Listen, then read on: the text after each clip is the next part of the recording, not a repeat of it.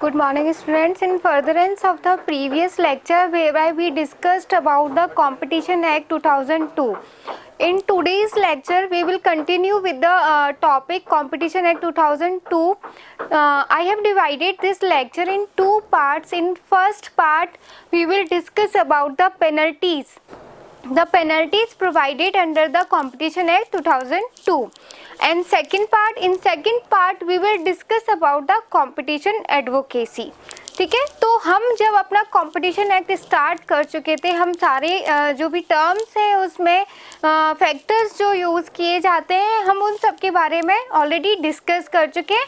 आज का जो लेक्चर है आपका वो बेसिकली मॉड्यूल 7 है। ठीक है, मॉड्यूल 7 में आपके दो टॉपिक बताए गए हैं। फर्स्ट टॉपिक जो है वो आपके पेनल्टीज़ की बात करता है।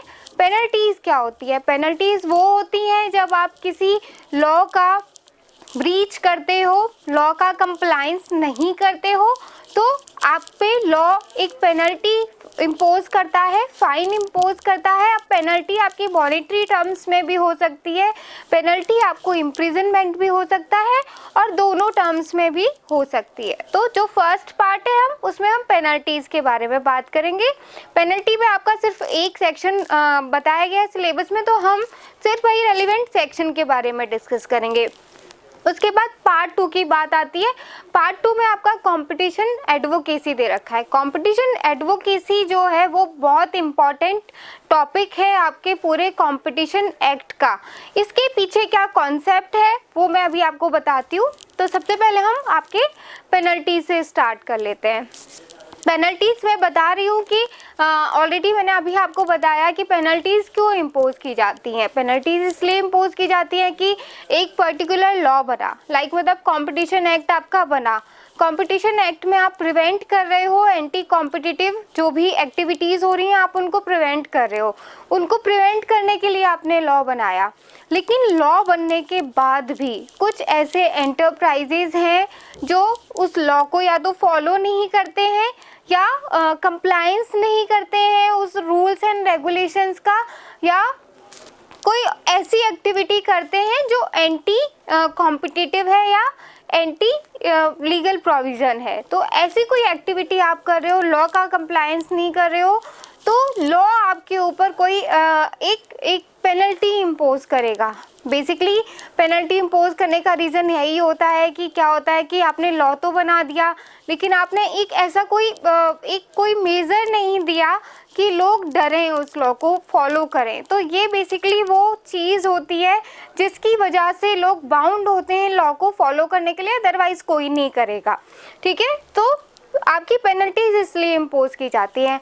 अब जब बात आती है आपकी कंपटीशन एक्ट की, ठीक है, कंपटीशन एक्ट में ऐसी कौन सी एक्टिविटीज़ हो सकती हैं जो आपकी एंटी कॉम्पिटिटिव मानी जाएंगी, या फिर ऐसी एक्टिविटीज़ कौन सी हो सकती हैं जहाँ पे आप पे पीनल प्रोविज़न अप्लाई हो सकते हैं।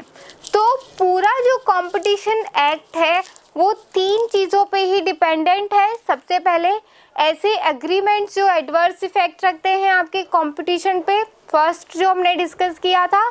दूसरा हमने डोमिनेंट पोजीशन की बात करी थी, और तीसरा हमने कॉम्बिनेशंस की बात करी थी। ठीक है, पूरा कंपटीशन एक्ट आपका इन्हीं 3 चीज़ों के बिहाइंड रहता है, इन्हीं चीज़ों के अराउंड घूमता रहता है। ठीक है, अब जब हम पूरा कंपटीशन एक्ट यही है, मतलब ये 3 चीज़ें ही हैं जो कंपटीशन एक्ट को पूरा आपकी डिफ़ाइन कर रही हैं, तो जब पेनल्टी की बात आती है तो पेनल्टी में भी सेम यही चीज़ आती है। पेनल्टी कब इम्पोज की जाएगी?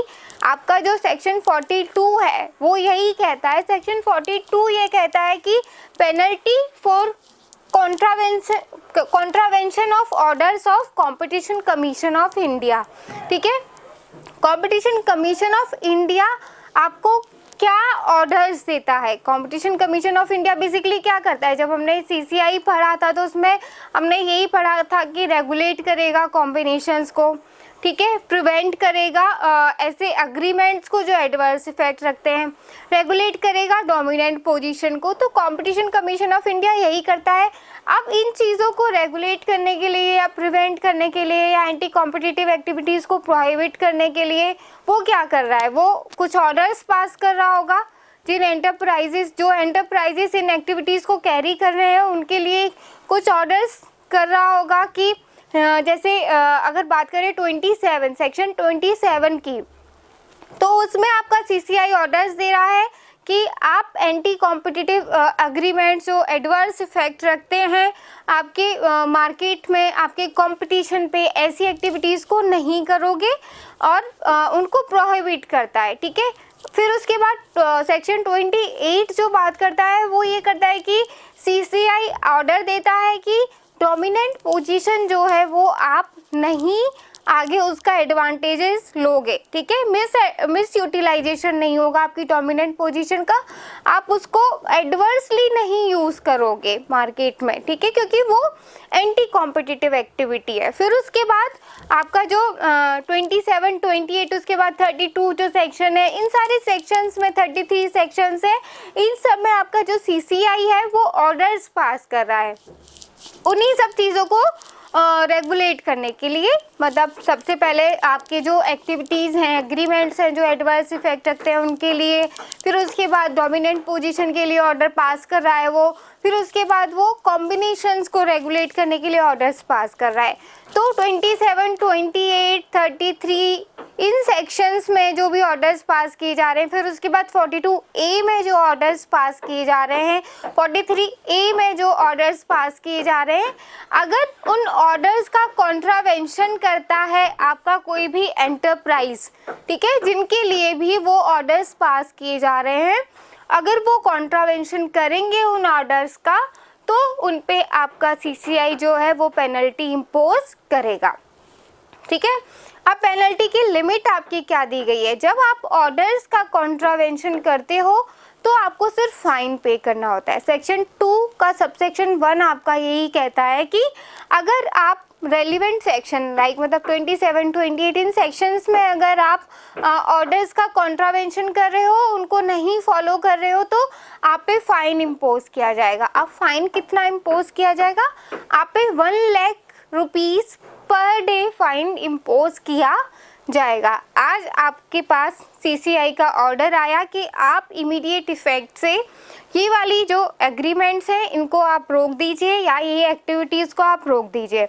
आप उस ऑर्डर को फॉलो नहीं करते हो, आज आपके पास ऑर्डर आया था, तो आप अगर फॉलो नहीं करते हो तो उस दिन से हर दिन आपके ऊपर 1 लाख की पेनल्टी इम्पोज की जाएगी, ठीक है, जब तक भी आप उन रूल्स एंड रेगुलेशंस को, ऑर्डर्स को फॉलो नहीं करते हो तब।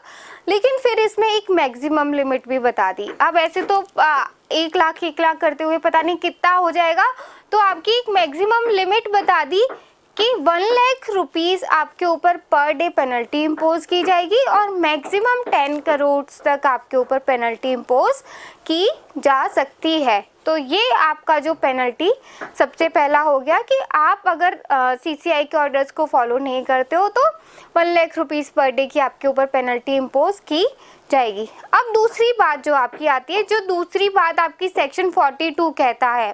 सेक्शन 42 का जो सबसेक्शन 2 है वो बेसिकली ये कहता है कि सेक्शन 42 में जो भी आपको बताया गया है, जो भी प्रोविजंस दिए गए हैं, सेक्शन 42 में आपको जो भी प्रोविजंस दिए गए हैं, पेनल्टी के जो भी प्रोविजंस दिए गए हैं, अगर आप उनको भी फॉलो नहीं करते हो, ठीक है, आपको जो भी 42 में इस सेक्शन में, रेलिवेंट सेक्शन में जो भी आपको प्रोविजंस दिए गए हैं, अगर आप उनको भी फॉलो नहीं करते हो तो आपको इसके लिए भी पेनल्टी पे करनी पड़ेगी। अब वो पेनल्टी क्या है, अब इसमें क्या है, वहाँ तो आप सिर्फ फाइन पे कर रहे थे, यहाँ पे आपका फिर इम्प्रिजनमेंट आ जाता है।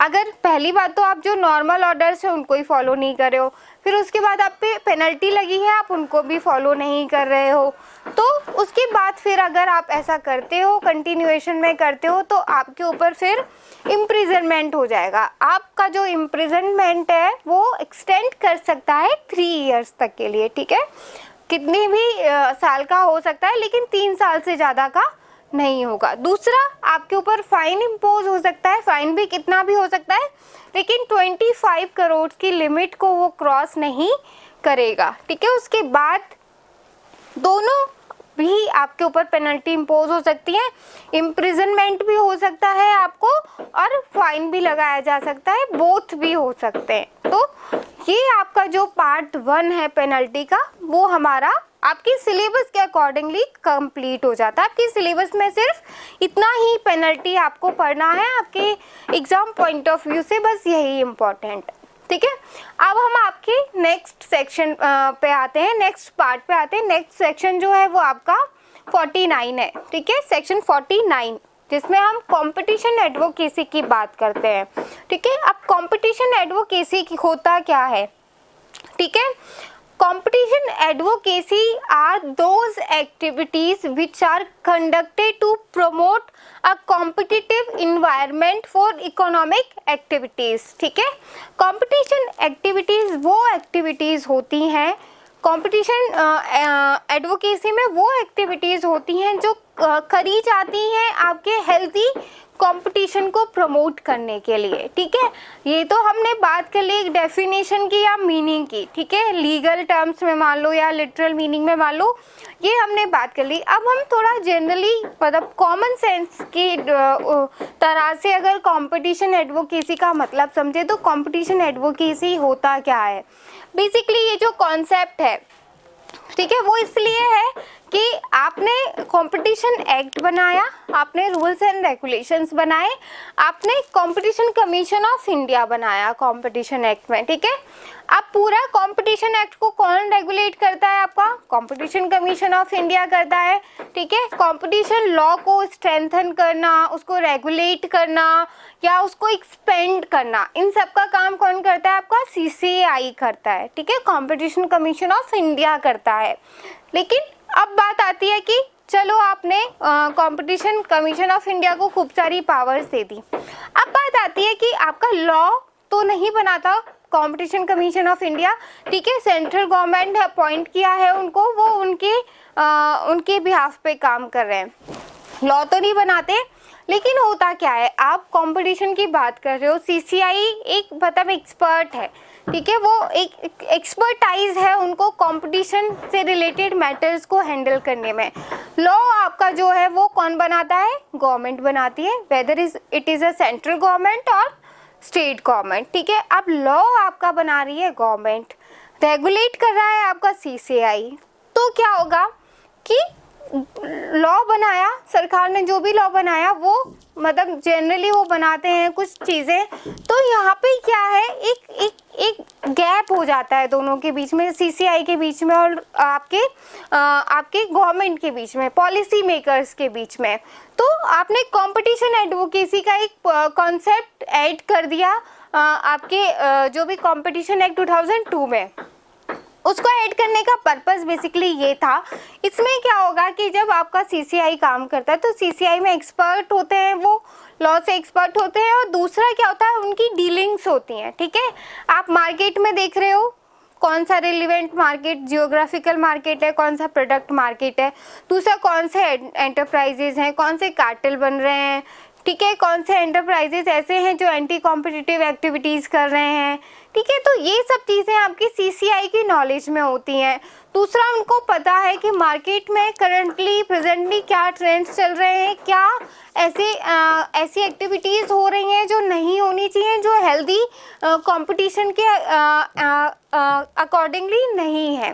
तो इन सब चीज़ों को रेगुलेट करने के लिए CCI काम करता है। अब यहाँ पे CCI को एक रिस्पॉन्सिबिलिटी दे दी। ठीक है, वो या तो सेंट्रल गवर्नमेंट या स्टेट गवर्नमेंट जो भी लॉ बना रहे हैं वो उनसे आके पूछ सकते हैं कि आप अपनी एडवाइस दीजिए, हम ये लॉ बनाना चाहते हैं या ये पॉलिसी बनाना चाहते हैं ताकि हेल्दी कंपटीशन बढ़े, मार्केट के लिए ये लॉ बनाना चाहते हैं। या तो वो गवर्नमेंट उनसे एडवाइस लेगी या फिर वो खुद, ठीक है, खुद बाय ओन भी वो जाके सेंट्रल गवर्नमेंट या स्टेट गवर्नमेंट को, पॉलिसी मेकर्स को एडवाइस दे सकते हैं पॉलिसी फ्रेमिंग के रिगार्डिंग में। ठीक है, तो वो जो रिस्पॉन्सिबिलिटीज़ आपकी CCI को दी गई है उसको हम कंपटीशन एडवोकेसी कहते हैं।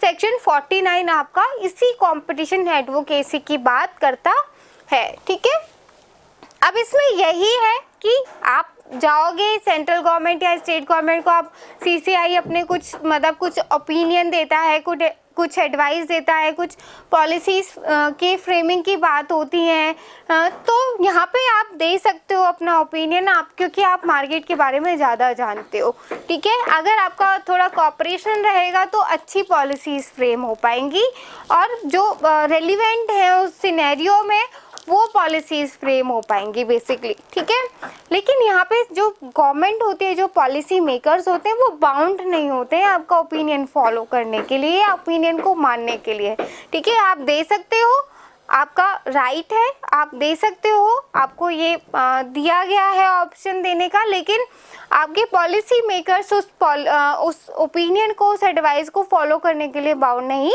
होते हैं। ये भी आपके सेक्शन 49 में लिखा गया है, ठीक है।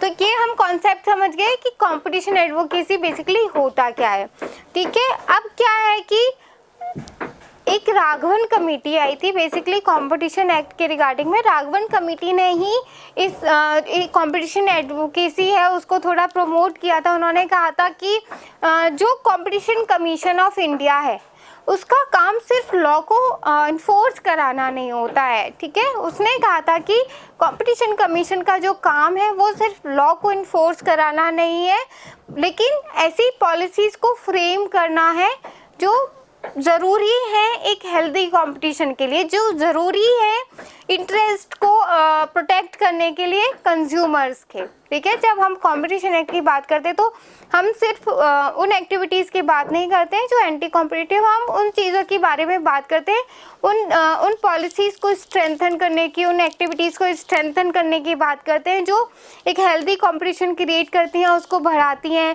या फिर पब्लिक के इंटरेस्ट को प्रोटेक्ट करने की हम बात करते हैं।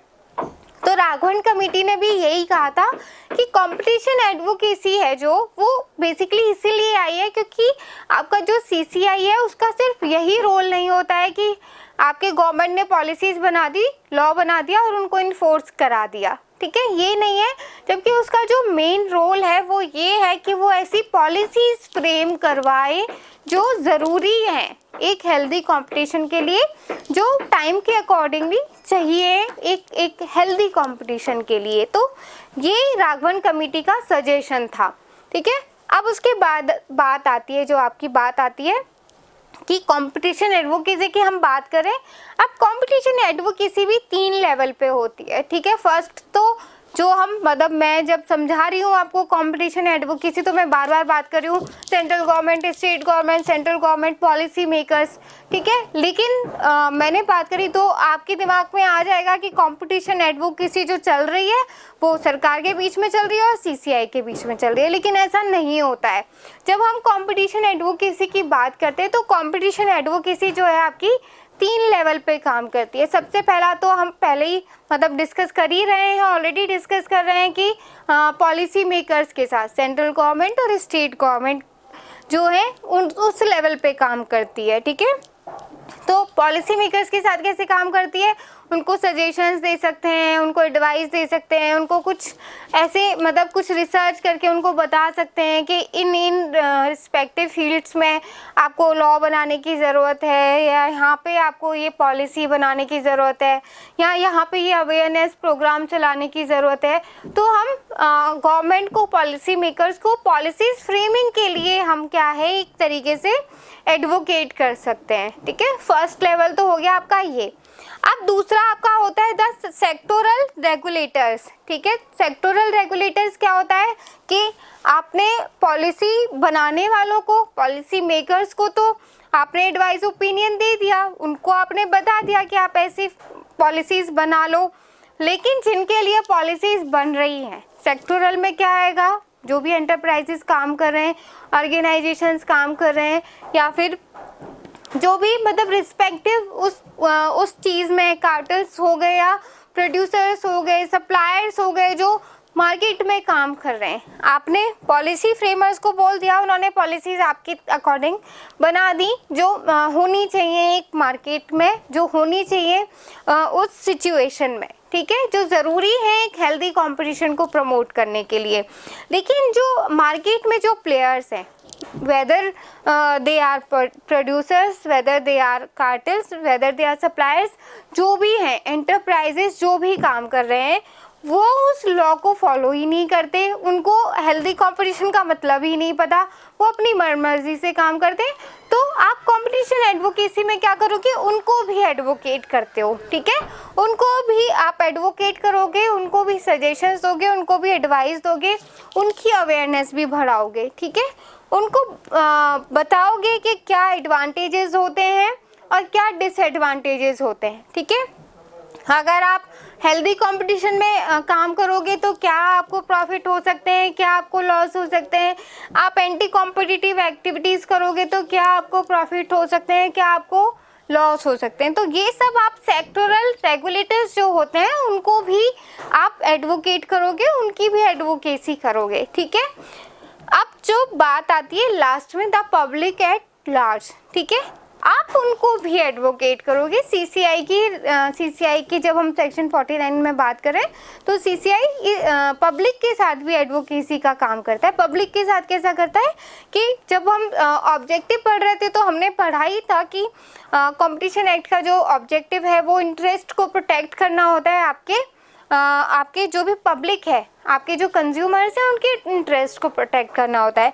तो आप उनको भी एडवोकेट करोगे कि उनको किस तरीके से मार्केट में मतलब जैसे भी उनके इंटरेस्ट के रिगार्डिंग में जो भी उनको उनके राइट से अवेयर कराओगे। अगर उनको कहीं लगता है कि ये जो एक्टिविटी कंडक्ट हो रही है मार्केट में वो कहीं ना कहीं उनके इंटरेस्ट पे एडवर्स इफेक्ट डाल रही है, तो उनको अवेयरनेस दोगे कि उनके लिए लॉ बने हुए हैं और इस तरीके की एक्टिविटीज़ में उनको इंगेज नहीं होना है। अगर ऐसी एक्टिविटीज़ हो रही है तो उनको कंप्लेन करनी चाहिए, तो उनको भी आप एडवोकेट करते हो, ठीक है।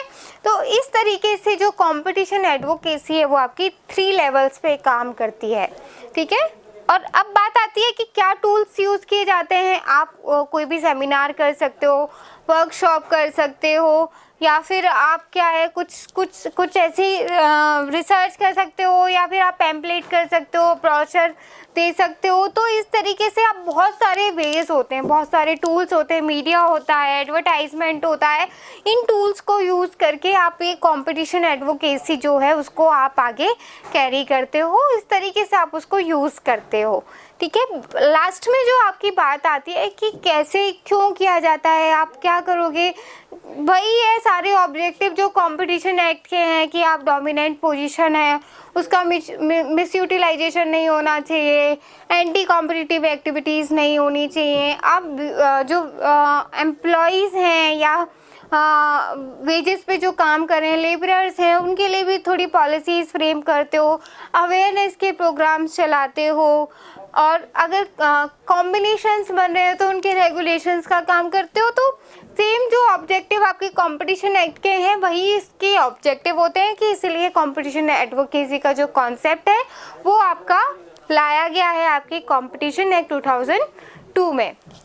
तो ये आपका जो बेयर एक्ट का पोर्शन है जो आपके सिलेबस में है वो कंप्लीट हो चुका है हमारा। ये सेवन्थ जो मॉड्यूल है आपका उसमें 2 ही टॉपिक आपके दिए गए, पेनल्टी और कंपटीशन एडवोकेसी, ठीक है। ये आपका यहाँ कंप्लीट हो जाता है। नेक्स्ट लेक्चर में हम वो कुछ मेजर टर्म्स डिस्कस करेंगे जो ज़रूरी है कंपटीशन एक्ट को समझने के लिए, जो बार बार आप जब भी कंपटीशन एक्ट के बाद में पढ़ोगे या फिर कोई केसेस पढ़ोगे या फिर आप कोई रिसर्च करते हो इस टॉपिक पे तो आपको बार बार पढ़ने को मिलेंगी, जैसे एंट्री बैरियर्स हो गए, एग्जिट बैरियर्स हो गए, पब्लिक इंटरेस्ट हो गया या प्राइवेट इंटरेस्ट हो गया। इन सब चीज़ों के बारे में ये बहुत ज़्यादा लेंथी टॉपिक्स नहीं है, पॉइंट वाइज पॉइंट हम हर टॉपिक को, बहुत छोटे छोटे से टॉपिक्स हैं, हम ब्रीफली इनके बारे में अपने नेक्स्ट लेक्चर में डिस्कस करेंगे। आज के लिए बस इतना ही। Thank you so much, have a nice day.